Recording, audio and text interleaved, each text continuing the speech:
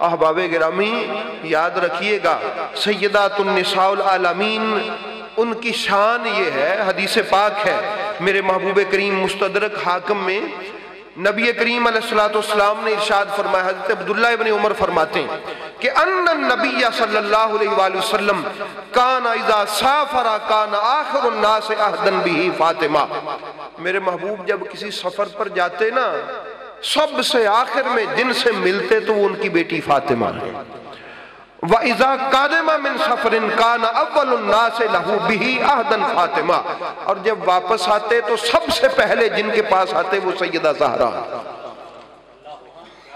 یہ دیکھنے میں ویسے ہی ایک سادہ سی بات ہے، لیکن احباب گرامی میرے محبوب بتانا یہ چاہتے ہیں کہ میں جب کسی مہم کے لیے نکلتا ہوں نا، کسی مسئلے کے لیے نکلتا ہوں، کسی مہم کے لیے، تو سب سے آخری جو میری ملاقات ہوتی ہے وہ حسنین کی ماں سے ہوتی ہے، وہ علی کی زوجہ سے ہوتی ہے، وہ میری بیٹی سے ہوتی ہے۔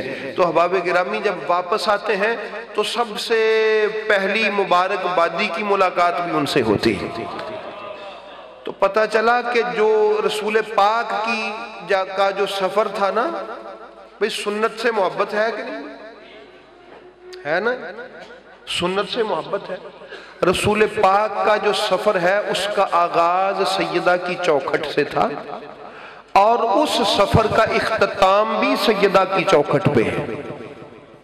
شاید آپ نے توجہ نہیں کی، میرے محبوب اپنا سفر شروع کرتے ہیں کہاں سے؟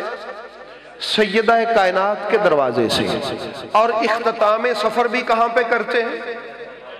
بھئی کچھ سنت کی سمجھ آئی کہ نہیں؟ شاید آپ نہیں سمجھ سکے۔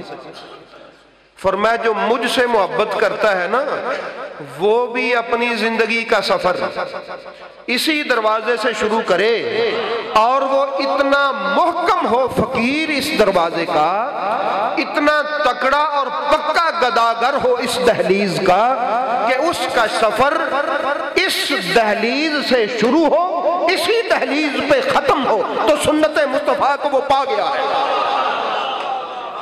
یہ صرف حدیث نہیں ہے، یہ ایک بہت بڑی میرے محبوب نے راز کی بات سمجھائی ہے، بہت بڑی راز کی بات سمجھائی ہے کہ اپنا سفر شروع بھی اسی دروازے سے کرو، اور اپنا سفر ختم بھی اسی دروازے پہ کرو، تو کامیابیاں تمہارے قدم چومیں گی۔ گال نہیں سمجھے میرا خیال تو شاید اس راز تک آپ کو نبی پاک لے کے جانا چاہتے ہیں کہ لوگوں مجھے دیکھو، میں تمہیں سکھانے آیا ہوں، پڑھانے آیا ہوں، بتانے آیا ہوں، میں آغاز اسی دروازے سے کرتا ہوں تاکہ تم سیکھ جاؤ، میں انتہا اسی دروازے پہ آ کے کرتا ہوں تاکہ تم سیکھ جاؤ۔ اے میرے نبی پاک کا کلمہ پڑھنے والوں، آئیے در زہرا پہ چلیں، آؤ اس چوکھٹ کو سلام کریں جس چوکھٹ سے ہمیں کبھی حسن ملتا ہے، کبھی حسین ملتا ہے، کبھی عباس ملتا ہے۔ تو احباب گرامی وہ چوکھٹ ہے کہ جس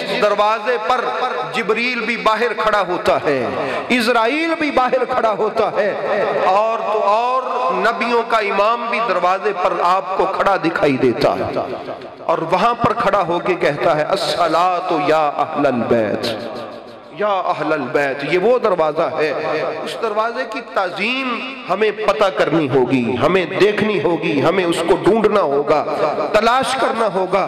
اس لیے احباب گرامی رب العالمین ہمیں یہ سمجھ لینے کی جس دن توفیق دے دے نا، اس دن سمجھے بات بن گئی، امت صحیح ٹریک پہ چڑھ گئی۔